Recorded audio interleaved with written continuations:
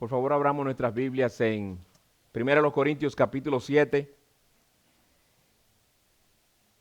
para leer el pasaje que nos toca estudiar en esta mañana.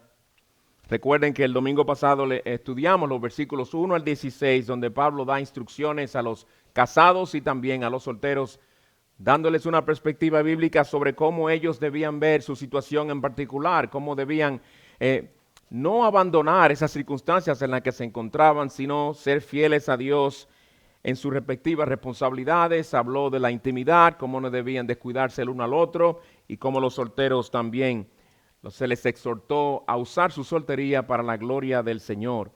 Esos fueron los versículos 1 al 16.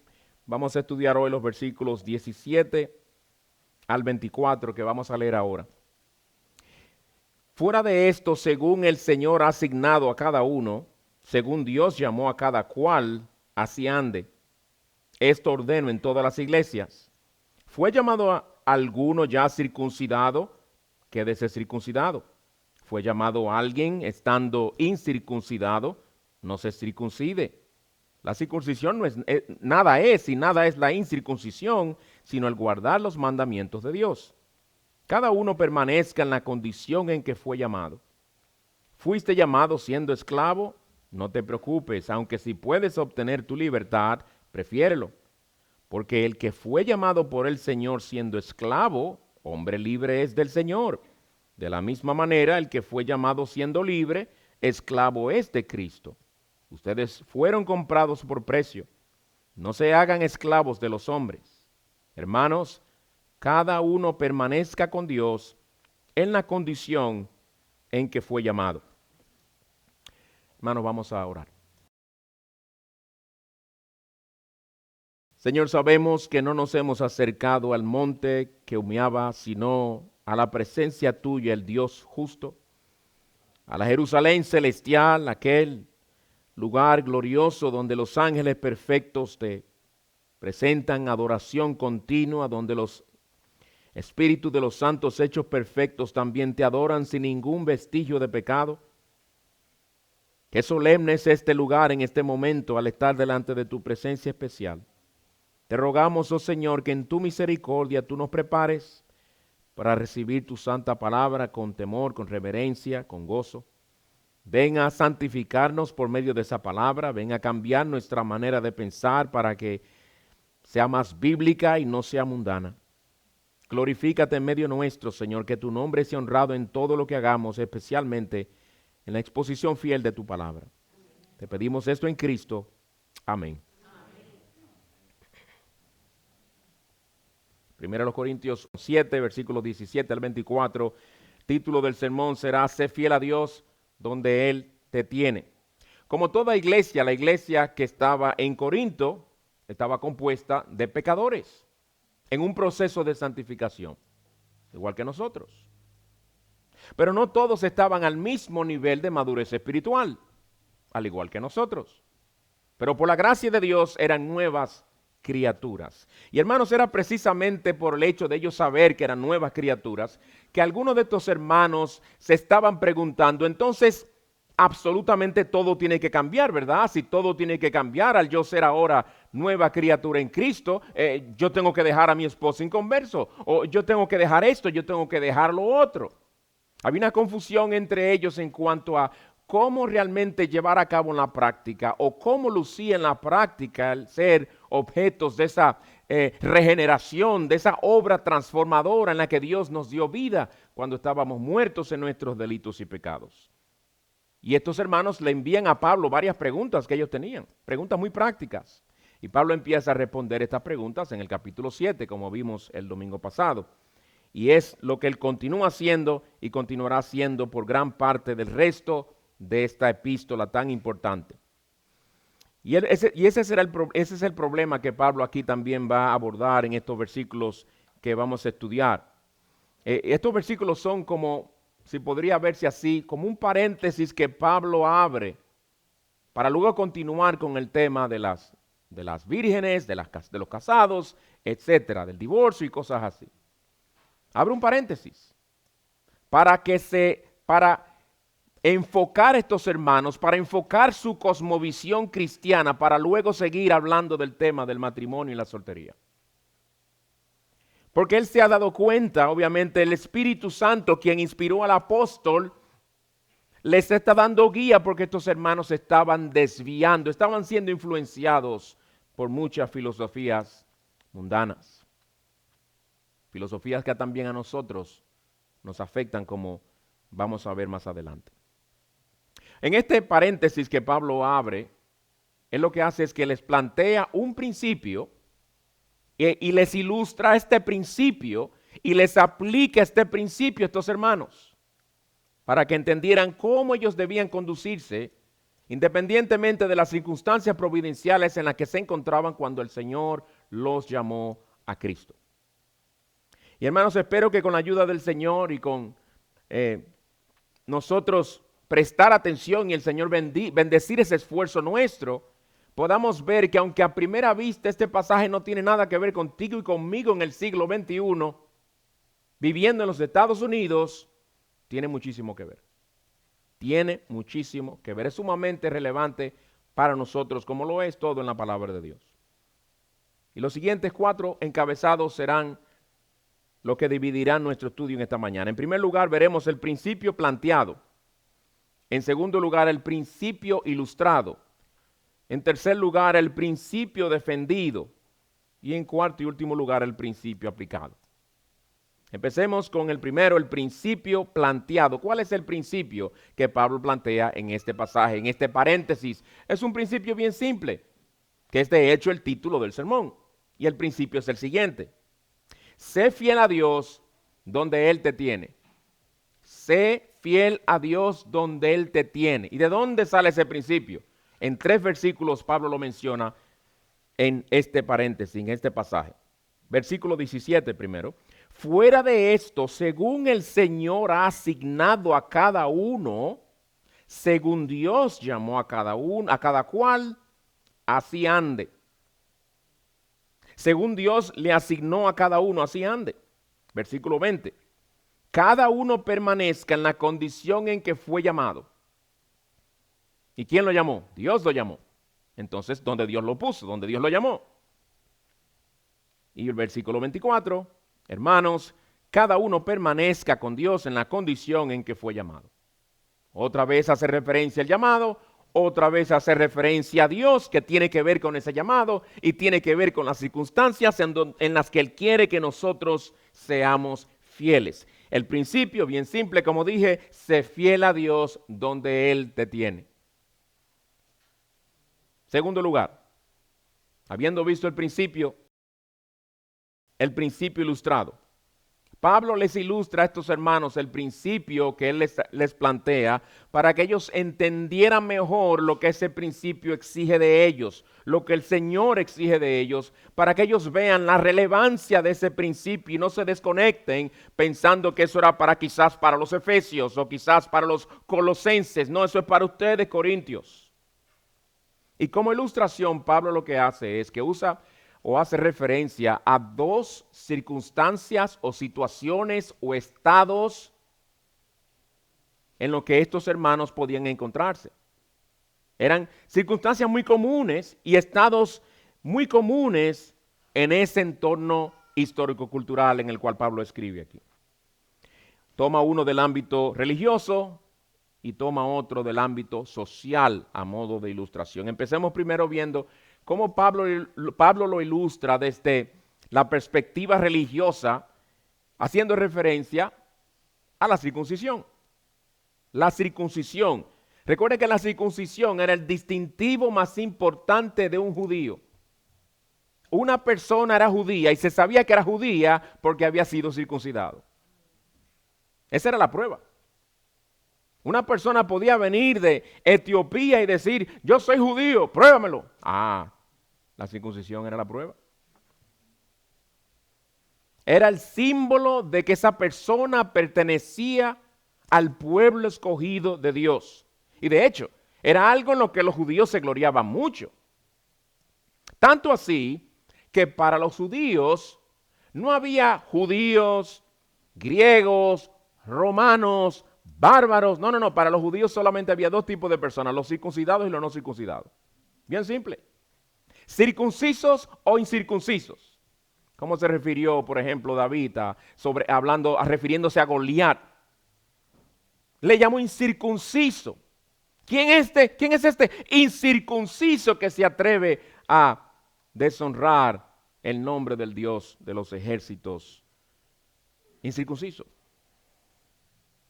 Así veían ellos a las personas. Pero Pablo no le está escribiendo a judíos inconversos, le está escribiendo a judíos cristianos. Y le está escribiendo a una iglesia también que tenía muchos gentiles o personas no judías, cristianas también. Había una mezcla entre judíos y no judíos en aquella iglesia, que eran hermanos en Cristo. Entonces aquí teníamos un grupo de corintios judíos que se decían, ¿cómo debo yo ahora exhibir y manifestar que realmente ya yo no soy un judío perdido, un judío que ha rechazado a Jesús como el Mesías? Yo quiero poder realmente dar testimonio en todas las maneras posibles de que yo no formo parte de aquel coro que gritó crucifícalo. Yo no formo parte de aquel grupo, de aquella nación que se cumplió en ellos lo que dice Juan capítulo 1 versículo 11. A los suyos vino y los suyos no le recibieron. Yo no soy de esos. ¿Cómo yo puedo mostrar aún físicamente que yo no soy de ellos? Esa era su inquietud. Y los cristianos no judíos se decían, ¿debo yo entonces circuncidarme para manifestar físicamente que yo pertenezco al pueblo de la promesa? Porque Jesús fue judío. Pablo le está ilustrando este principio a personas que pudieron haber estado pensando de una manera o de otra. Y Pablo, ¿cómo les responde? Ustedes no tienen que hacer nada. Sean fieles a Cristo en la condición en que están. Ese es el énfasis. Sean fieles a Cristo en la condición que están. Tú estás circuncidado, no te preocupes por eso. No cambies eso. Y yo me puse a pensar esta mañana, ¿y cómo una persona que era circuncidada iba a hacer un cambio al respecto? Y era un cirujano plástico, porque le guardaron el prepucio desde que nació. Yo no creo, o sea que poco extraño eso. Pero se ve que no es algo físico, es lo que quiero decir. Se ve que Pablo no se refería a un cambio cosmético, un cambio físico. Algo ellos querían poder hacer que se mostrara que realmente ellos no se identificaban con la circuncisión como antes. Y Pablo les dice, no, tranquilo. Sé fiel a Cristo como circuncidado. Y tú que no te has circuncidado, sé fiel a Cristo, pero no te circuncides. Ahora Pablo se lo ilustra también en el ámbito, usando una ilustración del ámbito social, habla a los esclavos. En la sociedad greco-romana, la gente se dividía entre libres y esclavos. Ese era el estatus de la persona. Tú eres libre. Tú eres esclavo. La tercera parte de la población de Corinto eran esclavos del Imperio Romano. Eso es mucha gente. Había muchos esclavos. Encontrarse con un esclavo era lo más común. Ahora, la idea que nosotros a veces tenemos de un esclavo es que era que entonces, cuando yo dije este hecho de que la tercera de la parte de la población corintia era esclavo, ¿qué nos imaginamos? La tercera parte de los corintios caminando con cadenas, arrastrando. No. Eso era hasta un proceso legal.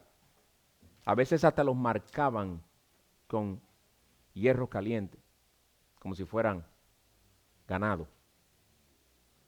Había muchos abusos.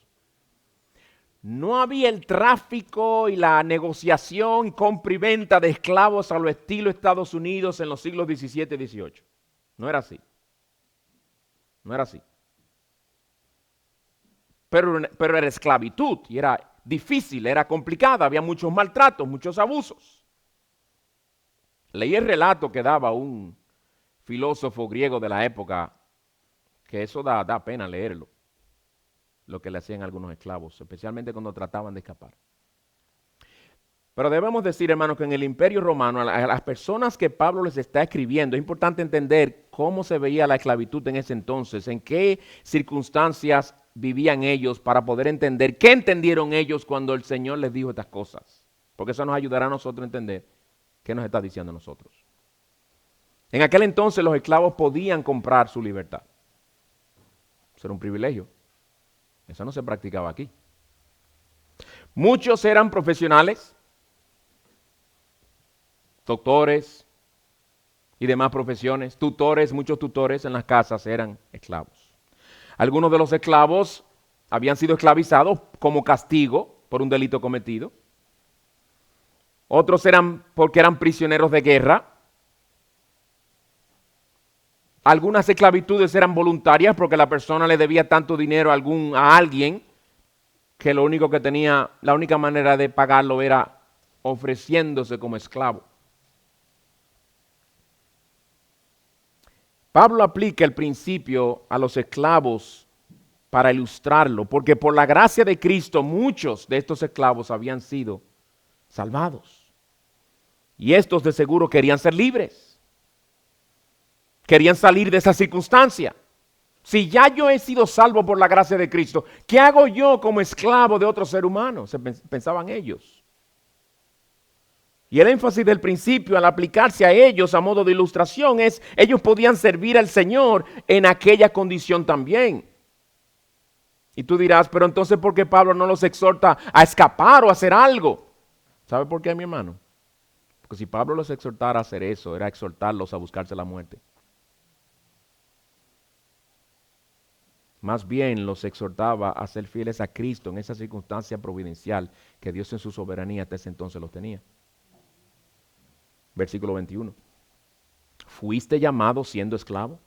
Pablo está siendo sensible a todas las condiciones de las diferentes personas allí. Y sí, había otras más. Pero él está hablándole al corazón de estos hermanos que la estaban pasando. ¿Fuiste llamado siendo esclavo? No te preocupes. Debo aclarar que ese no te preocupes no es un no te preocupes estilo nosotros lo usamos. Es no deje que eso te agobie. No deje que eso te llene de ansiedad. No deje que eso te perturbe internamente. Esa es la idea de la palabra. No dejes que eso te perturbe, aunque si puedes obtener tu libertad, prefiérelo. Si tienes esa bendición, si el Señor te abre esa puerta, claro, aprovecha esa oportunidad e inmediatamente úsala. Si podían obtener esa libertad, sería una bendición para ellos. Pero no podían dejar que sus circunstancias presentes les llevaran a la desesperación o a cuestionar el amor de Dios, que los ha salvado, pero los había dejado en esa situación. Veamos ahora en tercer lugar, el principio defendido.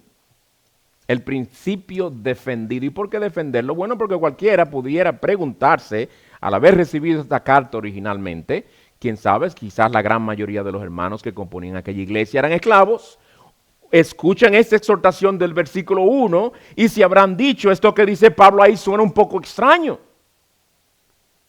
¿Cómo nos dice a nosotros, los esclavos creyentes, que no nos preocupemos y que podemos servir al Señor en esta condición tan difícil?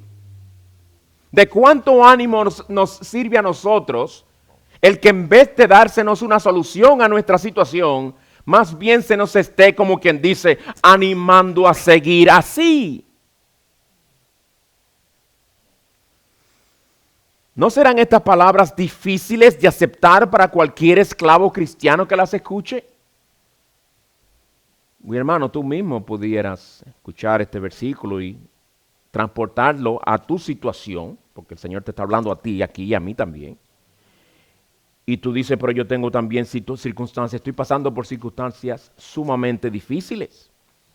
¿Acaso lo que Pablo está llamándome a hacer aquí en este texto? ¿Acaso lo que el Señor me dice aquí es que me resigne?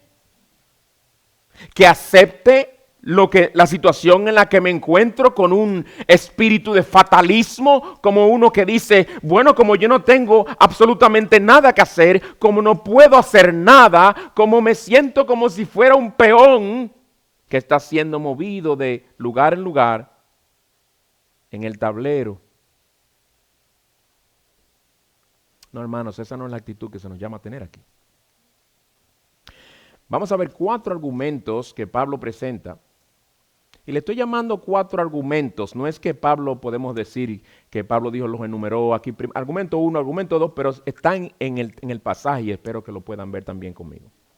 4 argumentos que Pablo le plantea a estos hermanos a modo de defensa de ese principio que está planteando. Que el principio es, el título del sermón, sé fiel a Dios donde Él te tiene. Primer argumento, Dios en su soberanía nos coloca donde nos quiere. Dios en su soberanía nos coloca donde nos quiere. ¿Eso es así o no? Es así. La pregunta es si el texto lo dice. Eso es lo importante. Versículo 17. Según el Señor ha asignado a cada uno, según Dios llamó a cada cual, así ande. El verbo asignar que se usa aquí significa dividir, repartir. Especialmente en aquella época era muy común el que una tierra se repartiera, ¿verdad? El que se le dividiera entre ellos. Vemos mucho eso en el Antiguo Testamento, la repartición de tierras. Las cuerdas me han caído. Cuando David hace referencia a eso en el Salmo 16. El Señor es aquel que le reparte a cada cual las circunstancias específicas donde quiere que le glorifiquemos. Hablando de creyentes. Pero también el Señor le reparte a cada cual, a cada una de sus criaturas, las circunstancias bajo las cuales nacieron, las circunstancias bajo las cuales se criaron, las circunstancias en las que se encuentran en la actualidad. No escapan de la soberanía de Dios. El texto lo dice claramente. Según el Señor ha asignado a cada uno, según Dios llamó a cada cual, así ande. Si lo parafraseamos sería, cada uno sea fiel a Dios en la situación en la que Él en su soberanía le ha asignado. Para el creyente, la soberanía no es un mero tema teológico que él usa para recrearse intelectualmente de vez en cuando le coge con estudiar teología. No, para el creyente la soberanía de Dios es lo que es, una perfección de Dios, una prerrogativa de Dios, y algo que él íntimamente sabe que está relacionado con su vida, cada segundo, cada minuto, cada hora, cada día, cada mes, cada año de su vida. Porque Dios es soberano. Dios está en su trono. El creyente sabe que Dios está en su trono y como rey de este universo inmenso y como Padre celestial suyo en Cristo, Él hace que todo obre para nuestro bien. Para bien de los hijos de Dios. ¿De dónde sacamos eso? ¿Cuál es el texto más conocido que dice eso con tanta claridad? Romanos 8:28. Y voy a leer adrede de la nueva versión internacional, porque creo que la manera en que lo traducen es bien clara. Romanos 8:28 dice, ahora bien, sabemos que Dios dispone todas las cosas para el bien de quienes lo aman. No sé si aparece bien, en amarillo la letra sabemos, yo la tengo aquí en negrita porque quiero enfatizar esa palabra. ¿Qué dice esa palabra? Exactamente lo que dice. Que tú y yo sabemos algo sobre la soberanía de Dios, pero a veces ese algo se nos olvida cuando estamos pasando por dificultades.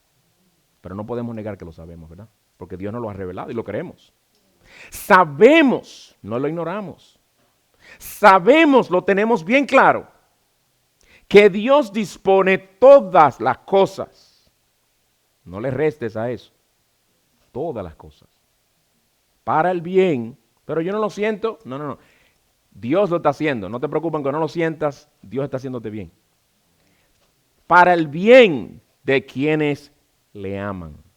Todas nuestras circunstancias, en última instancia, responden a la soberanía de Dios. ¿Estás casado?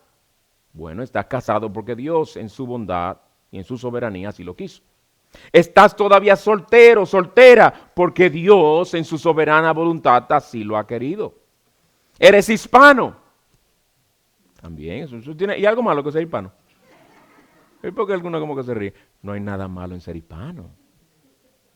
Americano, europeo. Hay gente que uno lo oye decir, ay, yo que hubiera querido ser europeo. Ajá. Y el europeo que quiere ser americano, ¿y qué? ¿Qué inconformes somos?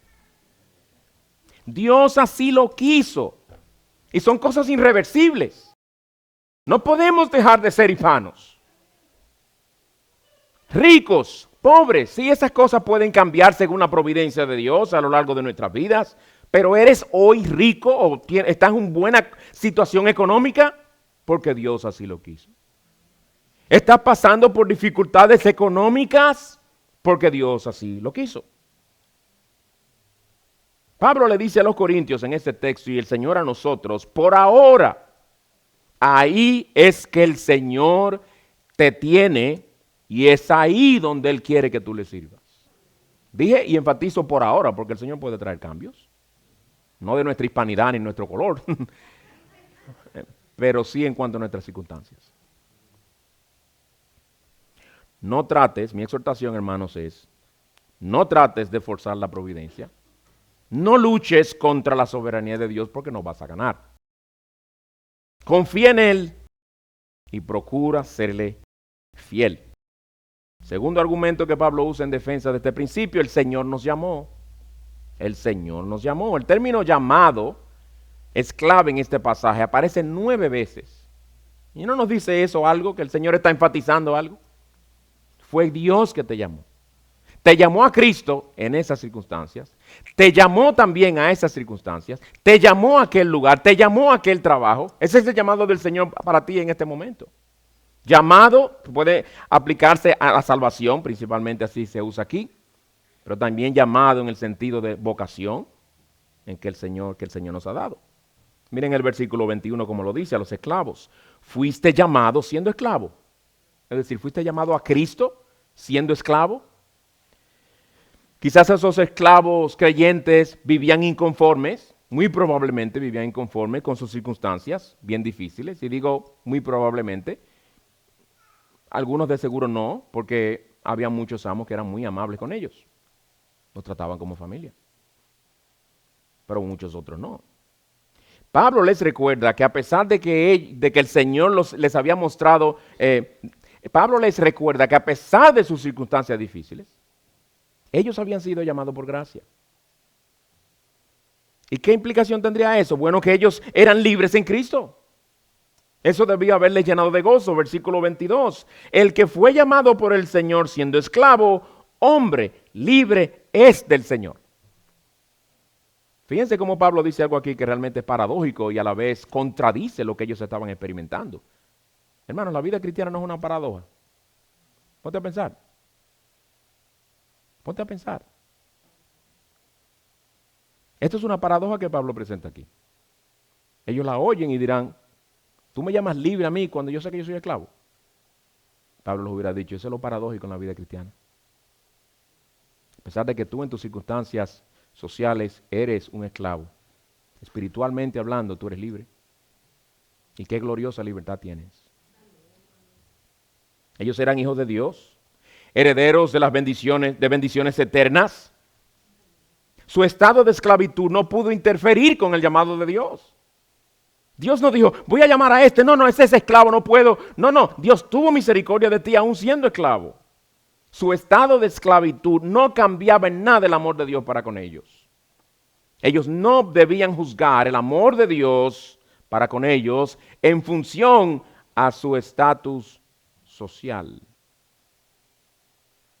En tercer lugar, entonces, tercer argumento, en defensa de este principio, lo más importante es obedecer al Señor. Donde lo dice él claramente en el versículo 19. La circuncisión nada es y nada es la incircuncisión, sino el guardar los mandamientos de Dios. El mundo de aquel entonces veía como importante si tú eras judío o si tú eras griego. Hubo un tiempo al principio del Imperio Romano donde los romanos tenían muy buena opinión de los judíos, les daban libertad religiosa, por cierto. Ustedes no ven a los romanos en los evangelios o en los hechos impidiéndole a los judíos reunirse en su sinagoga. Usted ve persecución contra los cristianos. Pero los romanos respetaban y le dejaban reunirse en su sinagoga, no le prohibían eso. Pero con el tiempo se fueron creando tensiones. Ya para cuando el Señor Jesucristo viene, la cosa está bien tensa. Ya para el año 70, cuando el templo fue destruido en cumplimiento de la profecía de Jesucristo, la cosa ahí sí estaba tensa. Y después de ahí, ni mencionar. Pero ellos, así se veía la sociedad en aquel entonces. Los judíos, los griegos. Pablo les dice a ellos, Dios no le da importancia a esas distinciones. A Dios no le importa si somos pobres, si somos ricos, si somos negros, blancos, hispanos, estadounidenses, si tenemos título universitario o sin título, si nos graduamos summa cum laude o si nos graduamos sin honores, eso no importa. Lo que importa es, lo que a Dios le importa es la relación que tenemos con Él en Cristo. Y si le estamos siendo fieles en nuestra manera de vivir. Las preguntas más importantes para Dios son estas. ¿Le amamos a Él por encima de todas las cosas? ¿Amamos lo que Él ama y odiamos lo que Él odia? ¿Es su Hijo lo más valioso para nosotros? ¿Es para nosotros el vivir Cristo y el morir ganancia? Ninguna de estas cosas, hermanos, dependen de circunstancias externas. Ninguna. Cuarto argumento, el creyente tiene una nueva vida. Algo que también sucedía en aquel entonces es, como ya dije anteriormente, se hablaba de libres y se hablaba de esclavos, ¿verdad? Como ya dije. Pablo les enseña que el cristiano tiene una perspectiva diferente, una mente espiritual. Al cristiano, cuando es salvo por la gracia y es transformado por el Espíritu Santo, se le dan nuevos anteojos que le permiten ver la vida, sus circunstancias, en una manera que antes no la veían. Versículo 22. Porque el que fue llamado por el Señor siendo esclavo, libertó del Señor. Liberto es del Señor. De la misma manera, el que fue llamado siendo libre, esclavo es de Cristo. De nuevo, la paradoja. Esclavo pero libre, libre pero esclavo. Eso es lo que está diciendo él. Una paradoja es una contradicción aparente. Y decimos claramente que es aparente porque es verdad que el esclavo era libre en Cristo. Era una realidad, aunque pareciera contradictoria. Y el libre era esclavo. El esclavo cristiano quizás decía, bueno, quizás no, el esclavo cristiano podía decir de corazón, yo soy libre, libre del poder, de la culpa y de la condenación del pecado por la gracia de Cristo. En Cristo soy libre. Para la sociedad seré un esclavo, pero en mi corazón por la gracia de Cristo soy verdaderamente libre. Y el cristiano libre en aquella sociedad podía decir, socialmente me favorecen por ser libre, pero yo tengo el inmenso honor de ser esclavo del mejor amo, el Señor Jesucristo. Yo vivo para Él, todo cuanto soy y todo cuanto tengo le pertenece a Él, porque Él me compró con su sangre. Yo soy siervo, esclavo de Cristo. Y Pablo les está diciendo a ellos con esto, hermanos, recuerden que nuestra verdadera identidad está en Cristo.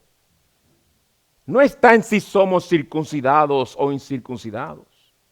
No está en si somos libres o esclavos, para traerlo a nuestro contexto. No está en si somos documentados o indocumentados.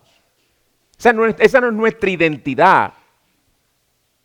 No es si somos hispanos o si hablamos inglés con un acento horrible. Esa no es nuestra identidad. Estos son argumentos poderosos que Pablo plantea en este texto. Pues bien, hemos visto en primer lugar el principio planteado, en segundo el principio ilustrado, en tercero el principio defendido y en cuarto lugar el principio aplicado. Y cuando digo el principio aplicado no es como Pablo lo aplica, sino que yo lo voy a aplicar ahora en el sermón.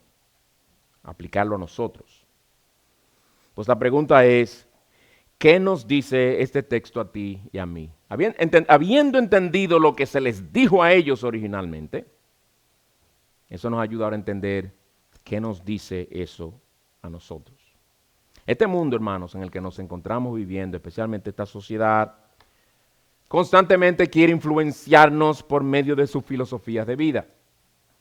En los tiempos de antes habían filosofías que influenciaban a los creyentes y les hacían mucho daño si ellos no la contrarrestaban con la palabra de Dios, si no decían escrito está y luchaban contra esas filosofías. Pero la manera en que esas filosofías se diseminan, se esparcen hoy día es mucho más rápido y más eficiente esa esparción que en los tiempos de antes. Antes no había redes sociales, no había televisión, no había radio, no había internet, ninguna de esas cosas. Nosotros vivimos en tiempos más peligrosos todavía, más peligrosos. Y como dice el Señor Jesucristo, a modo de profecía, y se ve y se está cumpliendo y se seguirá cumpliendo hasta que Él venga. Por el aumento de la maldad, el amor de muchos se enfriará. Y hay un decaimiento entre los cristianos, un decaimiento espiritual. Hay una identificación con las cosas vanas de este mundo, en algunos, no todo obviamente. Y uno puede tenerlo y luego crece y luego disminuye. Siempre hay un sub y baja, pero debe haber un progreso. Por su lado, el Señor en su palabra nos da las armas que tú y yo necesitamos para batallar contra todas esas filosofías que arremeten contra nosotros por medio de tantos medios, porque quieren minar, destruir nuestra cosmovisión cristiana. Y voy a hacer mención de tres filosofías de vida, tres maneras en que las personas que no conocen a Dios viven en este mundo, que tú y yo fácilmente podemos asimilar, quizás sin darnos cuenta. En primer lugar, nuestra sociedad nos dice que la persona que asciende social y financieramente tiene una mejor vida, o realmente está viviendo la vida. Repito, nuestra sociedad nos dice que la persona que asciende social y económicamente tiene una mejor vida. Sea por los medios que sean anuncios, redes sociales, amigos, familiares, bien directa o indirectamente, la sociedad nos dice que la vida digna de ser vivida es aquella en la que uno se pasa año tras año ascendiendo social y financieramente. Y cuando una persona compra esa filosofía de vida, se la traga y la asimila, se evalúa a sí misma y se valora a sí misma y a los demás en función a esa filosofía. Fulanito es importante, ¿por qué? Porque tiene esto, tiene lo otro, tiene un puesto. Fulanito no. Fulanito es un ciudadano de más baja categoría. No lo decimos con palabras, pero fácilmente lo podemos pensar. Son muchas las personas a nuestro alrededor que esperan que en un futuro puedan finalmente costearse ese vehículo caro que siempre han querido tener una casa más grande, vacaciones a lugares exóticos, dignos de Facebook e Instagram, porque hay algunos que no son muy dignos de ponerlo ahí. Disfrutar de otros lujos que sus padres solamente soñaron tener. De ahí que uno ve a la gente inconforme, estoy hablando de gente a nuestro alrededor que no conocen al Señor y lo que nos influencia a nosotros. Gente inconforme, siempre buscando algo mejor. Una casa mejor, un sueldo mejor, circunstancias mejores, cosas que pueden ser útiles y buenas en sí, pero cosas que no deberían ser el fin principal de nuestra existencia, como lo son para aquellos que son mundanos, que viven con su mente puesta en las cosas de la carne. Ahora, cuando como cristianos nos dejamos influenciar por esa filosofía materialista, podemos llegar a exigir y esperar estas cosas en nuestras vidas. Podemos llegar a creer que nos las merecemos por lo mucho que trabajamos. Y lo que es peor, oigan bien, podemos llegar a ver nuestra identidad en el nivel de ascenso social y económico que hayamos logrado en nuestra vida. Si ese nivel socioeconómico es alto, nos vemos como personas altas y dignas de admiración y dignas de envidia. Si somos de un nivel socioeconómico bajo, entonces nos vemos como personas don nadie, insignificantes, con un disparatico de trabajo que tenemos ahí que no le da envidia a nadie, ni se puede hablar de él en internet. Así se evalúa la gente allá afuera. Y los cristianos pueden fácilmente absorber esa filosofía. Tú me dirás, ¿y qué tiene que ver este pasaje que hemos estudiado con eso? Y yo te respondo lo siguiente. Porque nuestro pasaje nos llama a no dejar que sea nuestro estatus lo que defina nuestra identidad en Cristo. No tiene que ver si somos circuncidados o no, si somos esclavos o libres. Por medio de nuestro texto, el Señor nos dice lo siguiente: no te metas a correr en esa carrera en la que muchos andan corriendo. No te metas en esa ambición de ascender y seguir ascendiendo en este mundo como muchos desenfrenadamente andan. Sírveme, dice el Señor, donde tú estás. Sírveme con contentamiento. Y déjame a mí hacerte ascender si yo considero que es para mi gloria y para el bien de tu alma. Pero eso déjamelo a mí, que yo soy el soberano. No nos dejemos llevar por esa filosofía engañosa de que mientras más uno asciende social y económicamente, mejor vida. No, la mejor vida está en Cristo. En segundo lugar, nuestra sociedad busca la felicidad. Miren en qué, entre tantas cosas que busca la felicidad en los cambios de circunstancias. En los cambios de circunstancias. Ellos creen que en eso se encuentra la felicidad. Y dicen algunos, si yo tuviera otro matrimonio, si fuera casado con otra persona, sería más feliz. Si tuviera otro carro en nuestra chatarra, sería más feliz. Y el carro tiene cuatro llantas y lo lleva a su trabajo y lo trae. Pero él quiere su carrazo. Si tuviera otro novio, si ganara más dinero, eso es muy común. Si viviera en un lugar totalmente diferente, si tuviera mejor salud, que tuviera mejor calidad de vida si tuviera salud. No estamos negando eso, lo que estamos hablando es muy diferente decir, si yo tuviera mejor salud, fuera feliz. No, hay mucha gente con muy buena salud y son unos infelices. Y oigan muy peculiar. No todas las personas uno la oye hablando así, pero algunos dicen, yo necesito mudarme a otro estado, o mudarme a otro país para encontrarme a mí mismo. Pero tú estás ahí mismo. Ya te resolvió el problema. No gaste dinero. Imagínense que uno le viniera a sus padres en nuestros países, mami, yo quiero irme a Europa a encontrarme a mí mismo. Vete a encontrar los dientes que te tumbaron, que te lo pusieron ahí. Ay.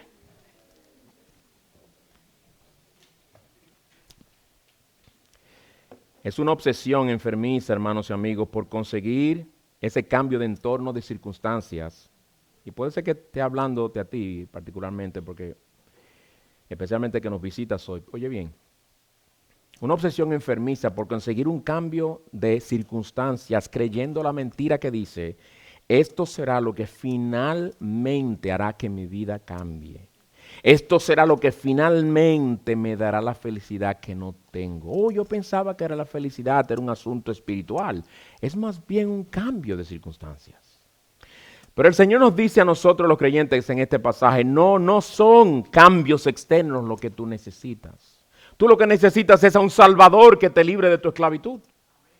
El que fue llamado por el Señor siendo esclavo, liberto es del Señor. Comprados fuisteis por precio, dice, no os hagáis esclavos de los hombres. Deja de vivir según las filosofías de este mundo que vive de espaldas a Dios. Un mundo confundido, un mundo sin Dios y sin esperanza, un mundo rumbo a una eternidad sin Cristo. Deja de vivir para ser aceptado por la gente. Deja de violar tu conciencia con tal de agradar a tus amigos. Vive para el Señor. Él te ha librado de todas esas cosas. Y te dice en Lucas 12:15, aun cuando alguien tenga abundancia, su vida no consiste en sus bienes. Su vida no consiste en sus bienes. En otras palabras, no defina tu vida según lo mucho que tienes o no. Es lo que tú tienes en Cristo. En tercer lugar, en nuestra sociedad se fomenta mucho el síndrome de víctima. Se fomenta mucho el síndrome de víctima. Esa idea de que todos nosotros somos víctimas de nuestras circunstancias, que dice que nosotros somos lo que somos o que sufrimos lo que sufrimos por lo que los demás nos hacen o porque los demás no nos hacen. No que no haya víctimas de injusticias, las hay. Hay muchísimas víctimas de injusticia en este mundo, hay muchísimas víctimas de abuso, de maltratos, hay muchísimas. Pero también hay muchos que en vez de hacerse responsables de sus hechos y de las consecuencias de sus acciones, buscan a quien echarle la culpa. Y hay muchos que les encanta echarle la culpa a Dios. Bueno, usted me dijo ahí que Dios es soberano, que todo responde a la soberanía de Dios. Oh, ya entonces usted me ha ayudado. Ahora yo tengo a quien echarle la culpa. Es Él el que me mueve cual peón sobre un tablero. Así hablan muchos. No, así, esa es la actitud de muchos, aunque no lo digan así. El énfasis que es que yo no soy feliz porque las personas o circunstancias son el obstáculo que me impiden ser feliz. Hay jóvenes que dicen, oye joven que estás aquí, es culpa de mis padres que no me dejan hacer lo que yo quiero hacer, y cuándo lo quiero hacer, y cómo lo quiero hacer. Si papi y mami me dejaran hacer aquello, yo no estuviera tanta ira en mi corazón contra ellos. Ellos son la razón de toda la ira que llevo aquí adentro. Si mi esposa fuera más dócil, yo no discutiera tanto con ella. Si mi esposo fuera menos majadero, de seguro que me sometería más fácil a él. ¿Ven cómo hacemos al otro responsable de nuestro pecado?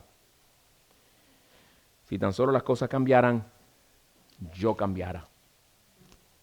Pero en nuestro texto el Señor nos dice con toda claridad lo siguiente: séme fiel, guarda mis mandamientos, aplica mi palabra cualquiera que sean tus circunstancias. Seas casado o soltero, rico o pobre, empleado o desempleado, tengas esposo o esposa o no los tengas, tengas salud o estés enfermo, tengas muchos amigos o tengas pocos, tengas padres estrictos o no, sirve a aquel que te compró con su sangre. Ahora, hermanos, debo aclarar, para equilibrar, que aquí el Señor no nos prohíbe tener aspiraciones. Si hay aquí algún joven o algún hermano con problemas, de que no echa para adelante, de que no se esfuerza, de que no busca mejoría, no vaya a usar este texto para decir el Señor me dijo que me quedara aquí. ¿Tú no oíste el sermón? No. Esto no es lo que el Señor nos está diciendo aquí. No es pecado querer mejorar nuestra situación económica, especialmente para sostener mejor a nuestra familia, poder contribuir al reino de Cristo, poder ayudar a otros hermanos y aún poder tener una situación más sosegada en este mundo, especialmente en el estado tan caro en el que vivimos. Tampoco es pecado superarse académicamente para tener un mejor trabajo. Vemos ese ejemplo en Pablo. Pablo llegaba a algunas iglesias y él no se sentaba en un rincón esperando que le trajeran ofrendas. El hombre se fajaba a trabajar, a hacer tiendas. Pablo le dice a los solteros en el pasaje que estudiamos la semana pasada que si no pueden aguantar, que se casen. Es decir, no es una exhortación a quedarte como estás y no hagas nada absolutamente. No los hubiera exhortado a casarse entonces. Y los solteros tienen que orar y diligentemente buscar con quién casarse. Como alguien decía una vez, el Señor a veces nos cierra puertas, ¿verdad? Y hay cristianos que ven la puerta cerrada y dicen, bueno, el Señor cerró la puerta. Hay puertas que el Señor las pone para que la tumbemos a patadas y sigamos adelante. Ahora, si usted le da patada y no tumba, sí, ahí ya es una indicación de que el Señor le dice, no, yo no quiero que tú vayas por ahí. El Señor cierra puertas, pero también el Señor pone obstáculos para que nosotros por la fe crezcamos y nos esforcemos. No leemos el apóstol Pablo mismo que decía que él dejaba todas las cosas atrás, se olvidaba de todas las demás cosas y proseguía a la meta del supremo llamamiento. Él no se conformaba, él no era un conformista. Cuando él sintió aquel aguijón en la carne, dice que rogó al Señor 3 veces. Él no era un conformista. Pablo no anima aquí al creyente a ser una persona pasiva, conformista, como aquellos que simplemente se la pasan diciendo, si yo hubiera hecho esto, si yo hubiera hecho lo otro. No resuelven nada con eso. A veces es autolástima. Tú resolverás más tomando la palabra de Dios, sumergiéndote en ella, buscando del Señor con diligencia. Crecerás más haciendo eso y el Señor bendiciendo esa diligencia que de brazos cruzados lamentando el que no leíste como debiste haber leído desde el principio de tu conversión.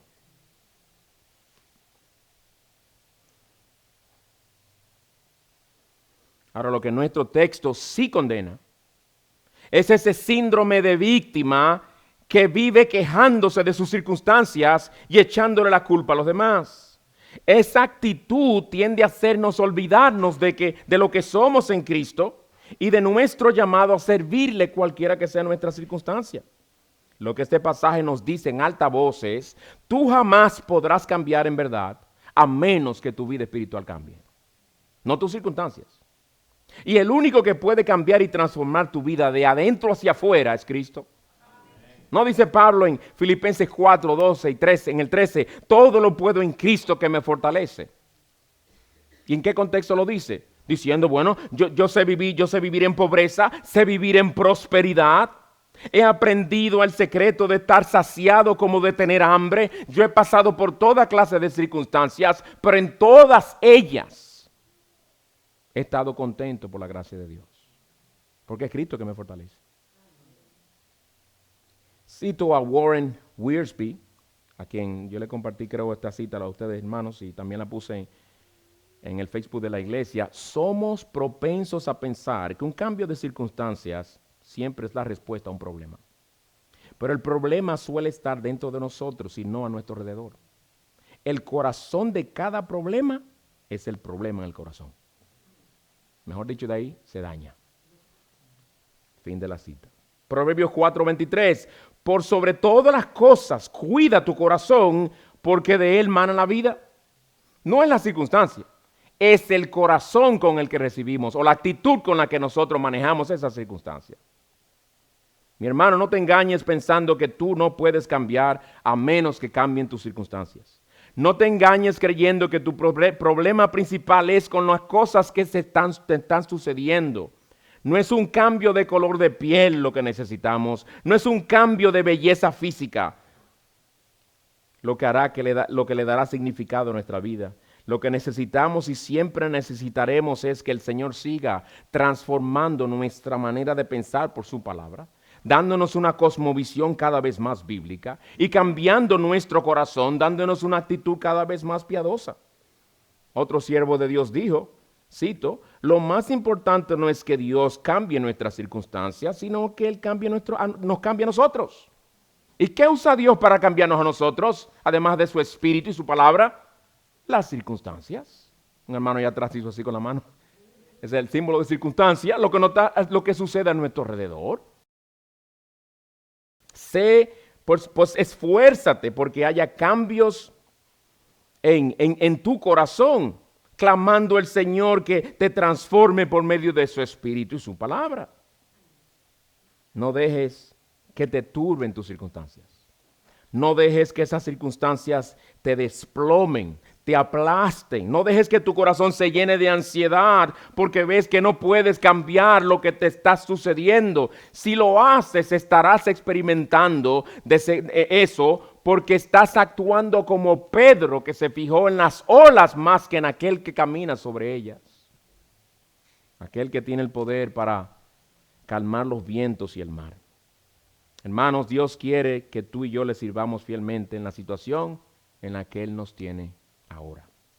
Es ahí que Él quiere que le glorifiquemos, cambien o no cambien las cosas. Lo importante es que Dios no cambia, sus promesas no cambian. Nuestra justificación en Cristo no cambia, su amor por nosotros no cambia. Que eso anime nuestros corazones, hermanos. Amigo que no conoces al Señor, en estos últimos minutos me dirijo a ti. ¿Viste por lo que escuchaste la gran bendición que nosotros los cristianos tenemos? de que por el poder de Cristo podemos ser felices a pesar y por encima de nuestras circunstancias. No son las circunstancias que nos definen. Hay circunstancias muy difíciles. Hay circunstancias que hasta como creyentes nos harán llorar, pero no nos definen.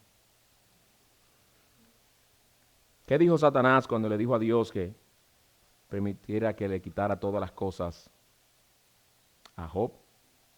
Quítaselas y tú verás cómo te maldice en tu misma cara. Y con la actitud de Job, capítulo 1, versículo 21, el Señor dio, el Señor quitó, bendito sea su nombre. Job glorificó al Señor. Piensa por un momento, mi amigo, tú, que para ti tu felicidad depende de las circunstancias, al no conocer a Cristo.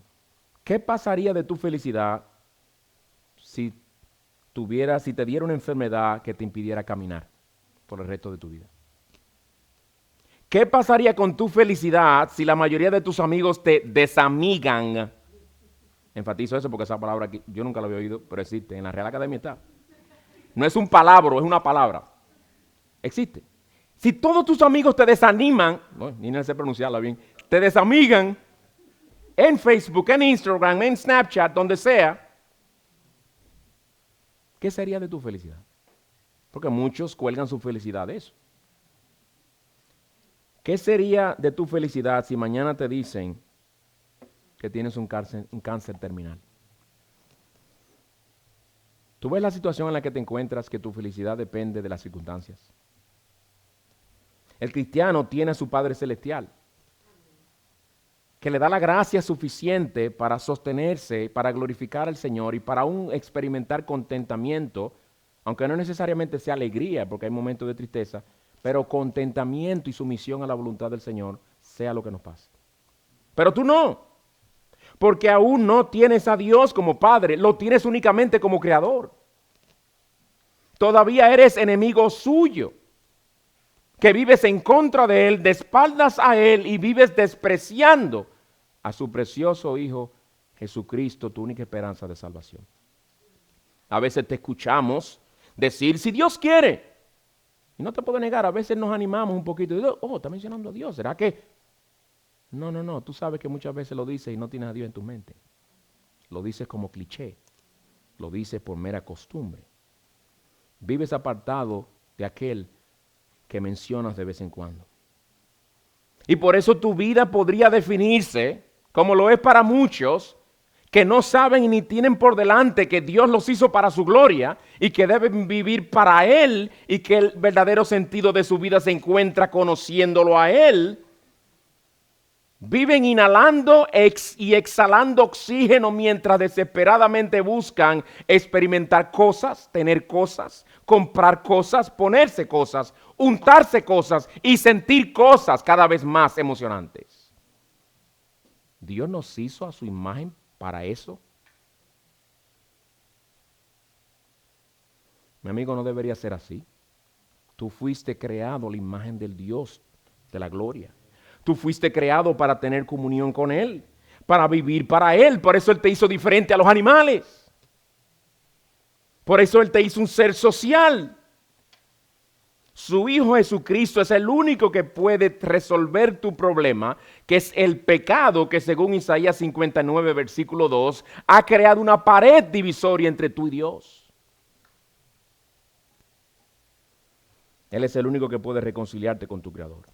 Él es el que puede transformar tu manera de pensar y tu manera de vivir. Cuando Él nos salva, Él se convierte en el propósito de nuestra existencia. Y recuerda algo, yo te digo estas cosas, pero yo era así como tú. Y todos los que están en Cristo en este lugar ahora mismo te van a dar el mismo testimonio. Nosotros también éramos así, con mentes vanas, pensando únicamente en lo vano, pero con mucho temor a la muerte porque sabíamos que no estábamos en Cristo. Pero tú con unos cuantos maravales mentales y emocionales y disfrutando cosas, logras constantemente con tus redes sociales, tic-tac uno tras otro, ningún momento tranquilo para estar entre tú y Dios solo. Porque te da demasiado miedo pensar en la muerte.